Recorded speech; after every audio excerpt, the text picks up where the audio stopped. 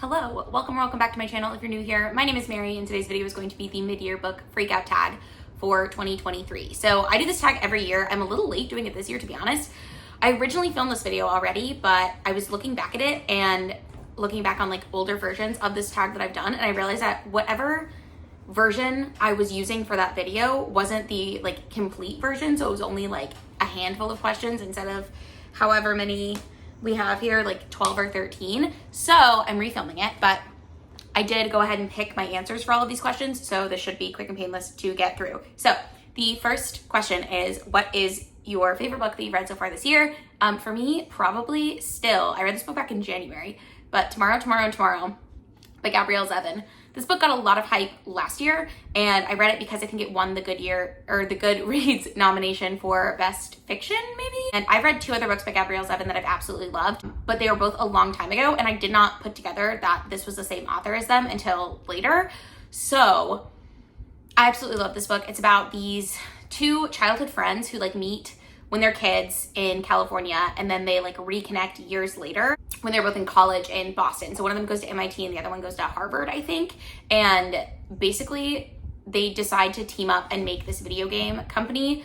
And so it starts in the 90s and then it goes through their like whole lives of them like being video game designers. And it's really interesting. I don't know, video games is not something that I don't play a lot of video games. I play The Sims sometimes, but I really like video games in books is something that I'm realizing about myself, which is very strange to me, but I just find it very interesting. So I love this book. If you haven't read it yet, I definitely recommend checking it out. The second question is, what is your favorite sequel that you've read so far this year? I have not actually read that many sequels. So I'm gonna say Wondersmith by Jessica Townsend, which is the sequel to Nevermore, which is, I think the series is called The Trials of Morgan Crow, and it follows this girl, Morgan, who is a cursed child, and on her 11th birthday, she's supposed to die because she's cursed, or on her 12th birthday or something, but she ends up getting taken by this man named Jupiter North to this magical world called Nevermore, which is like a hidden enclave in her world. So, and then she has to go through these trials to join the Nevermore Society, and these books just sort of chronicle her adventures.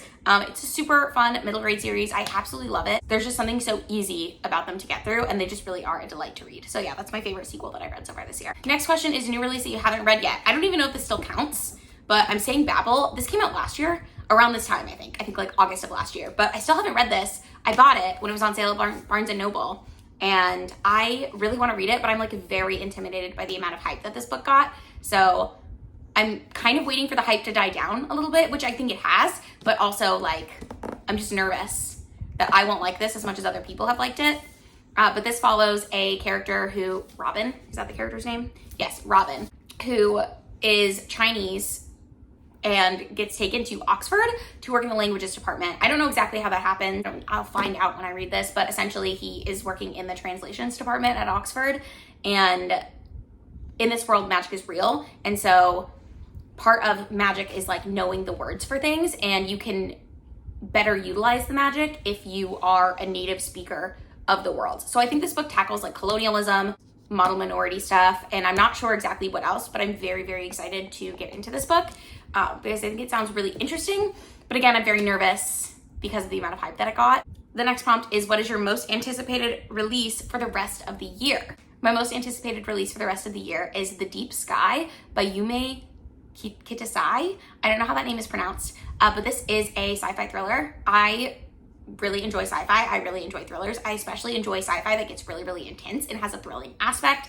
And I like a lot of sci-fi elements in my thrillers. I think that's really, really interesting. So I don't know that much about this one, but this comes out like super soon, like in a couple days from when I'm filming this. So I think it comes out on July like 18th, and I'm filming this on the 15th. So very soon. But it says, they left Earth to save humanity. They'll have to save themselves first. It is the eve of Earth's environmental collapse. A single ship carries humanity's last hope, 8 elite graduates of a competitive program who will give birth to a generation of children in deep space. But halfway to a distant but livable planet, a lethal bomb kills 3 of the crew and knocks the Phoenix off course. Asuka, the only surviving witness, is an immediate suspect. Asuka already felt like an imposter before the explosion. She was the last picked for the mission. She struggled during training back on Earth, and she was chosen to represent Japan, a country she only partly knows, as a half-Japanese girl raised in America. But estranged from her mother back home, the Phoenix is all she has left. With the crew turning on each other, Asuka is determined to find the culprit before they all lose faith in the mission. Or worse, the bomber strikes again. So, but I am really excited to read this one. I saw it on some like Goodreads article about books coming out this summer, and it's been on my list ever since. I'm very excited for it. The next question is, what is your biggest disappointment from this year? I own this book, but it's downstairs, I think, with my other read books. And that is An Arrow to the Moon by Emily X.R. Pan. So I gave this book 3 stars. Realistically, it was probably more of a 2-star, but I feel bad giving it 2 stars because I think I just wasn't the right audience for it. But this book is like, it sounded so good. And then the other book by Emily X.R. Pan that came out in 2018, I absolutely loved. That was called The Astonishing Color of After. I loved that book. Like, I think it was my favorite book of that year. Like, I loved it. Something about An Arrow to the Moon didn't work for me. So it's basically like Romeo and Juliet mixed with some sort of Chinese mythology about the love between the sun and the moon. But the characters in this one just seemed very predictable to me. And it's a YA contemporary with like a romance twist, and it just wasn't for me. So anyways, that's my most disappointed read of the year. I'm very upset that I didn't love it as much as I wanted to, because I put that on a 5-star predictions. I bought it because I thought that I was gonna love it, and then when I finally got around to reading it, it just wasn't for me. The next question is, what is your most surprising read of the year? And for me, I'm gonna pick One Italian Summer. I gave this book 5 stars, which I did not expect to do, especially like, first of all, I just thought it would be like a chick litty romance, like fun 3 or 4 star book that would just like fill some time, be fun to read. It ended up being like so, I don't want to say like so impactful for me, but like it did like make me feel really emotionally connected to the characters. I really loved the way the story was told. I really liked the interesting things that it did with like time. So this book follows a woman whose mother has just died, and she and her mom are supposed to go on this trip to Italy, and her mom died before they could go. And the reason they wanted to go is because her mom had this like life-changing experience there when she was in her mid to late 20s, before she married the main character's dad, or when she was married to the main character's dad, but before she had the baby. I can't remember which one it was supposed to be, but I know it was like right before she ended up like settling down and living her life. It was like her last adventure. And she always talks about how like transformative it was for her, and how she stayed at this one hotel that she really loved, and the people she met that she really loved. And the woman who's the main character tells her husband, like, hey, I'm gonna go on this trip by myself. I need to take some space for myself to like figure out what I wanna do with the rest of my life and like grieve. And so she goes. And that setup was part of the reason I didn't think I would give this book 5 stars, is because I had a sneaky feeling that something was gonna happen that I wasn't gonna like. But I wound up really loving it. When she gets to the Amalfi Coast, she realizes that she might be actually in a different time, as well as just in Italy. So, I don't know, this book was so good. And you have to suspend your disbelief, obviously, because there's like some time travel-ish elements happening here, but I really loved it. I thought it was a really beautiful story about like the relationship between a mother and a daughter, and like grieving. And if you don't know me, that's something that I really like reading about. So I just really enjoyed this book. The next question is favorite author I discovered this year. I'm cheating because I mentioned this already. I've read 2 other books by this author, but they were just like a long time ago, like 10 years plus. And that's Gabrielle Zevin.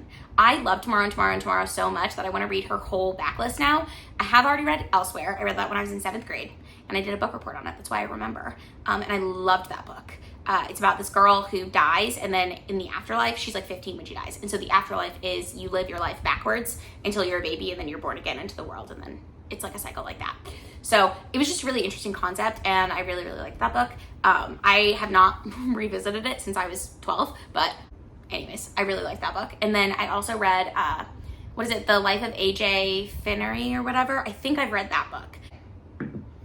Next question is new fictional crush. I've talked about this before. I don't really get fictional crushes. My favorite relationship that I've read in a book so far this year was, what are their names? Alexis and I can't remember the guy's name from Part of Your World. It's a romance that I read this year. I really loved it. He's like younger than her and the mayor of this really small town, and he also runs a bed and breakfast, and she's like a high power surgeon. Her parents are both surgeons, and she's like also, I don't think she's a surgeon. I think she's like a general doctor in general medicine or whatever, but they sort of have this chance encounter, one night stand thing, and then they fall in love, and I loved that book. All right, the next question is your new favorite character, and I'm gonna have an answer that might shock some of you, shock and surprise, based on my experience with Kristen Hanna before, but I read The Four Winds as part of a vlog, spoiler. It'll be up soon, I think. I think it might be the next video you see after this, but Elsa Martinelli is my like favorite character that I'm gonna say. So that's a book that's set in the Dust Bowl, and It's about Elsa Martinelli, who when she's 25, she has this like affair with an 18-year-old Italian immigrant, and she gets pregnant. So her family in like the Texas Panhandle sort of disowns her, and she has to go live on their farm. And then the Dust Bowl hits, and so she has to take their 2 kids. Like, this is like 10 years later. She has to take her 2 kids to California, and it's like her story getting through that. I loved this book way more than I expected to.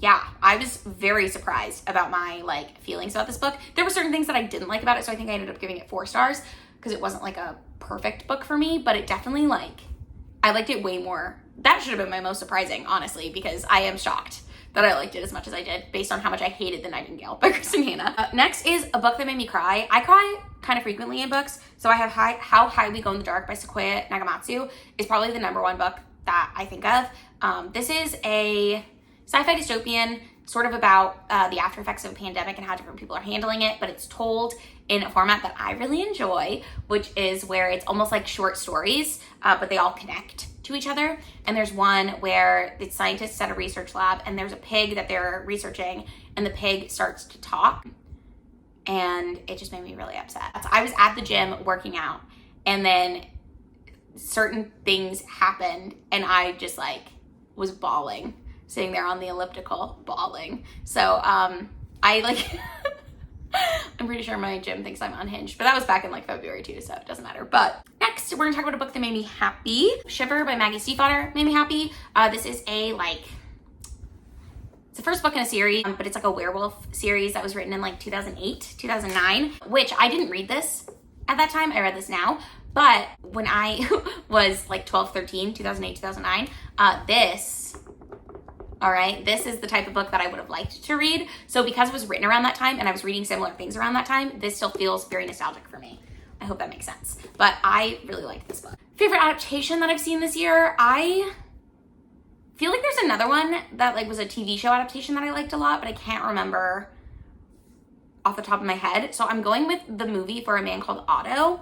I love Tom Hanks. And so I really enjoyed that movie. I really liked the changes that it did to the book to make it set in the US instead of set in Sweden. I thought that was really, really interesting and made a lot of sense. Yeah, I really liked that book. There's a couple of adaptations that I still haven't seen that I would like to. I would like to see Hulu's adaptation of Saint X, and I would like to see the movie that they made, like Cabin at the End of the World. They made it a movie called Knock at the Cabin. I've heard very mixed things about that, but it's been a couple years since I've read that book, but I would like to watch that movie at some point. Next question is, what are your favorite videos that you made this year? I'm gonna say my Aurelium vlogs. I really had a good time doing that vlogging experience and doing like reading to find out my character traits for Aurelium for the gear up. And then I liked, reading for the classes. I just think that's such a fun readathon, and I know it's coming up again. Is it in September? I don't know, but I think G just posted a video about it, so I need to watch her video about the fall semester at Aurelium, but I'm excited to participate again and continue my career as a Feywild cartographer. Most beautiful book I bought this year? I'm between 2, actually.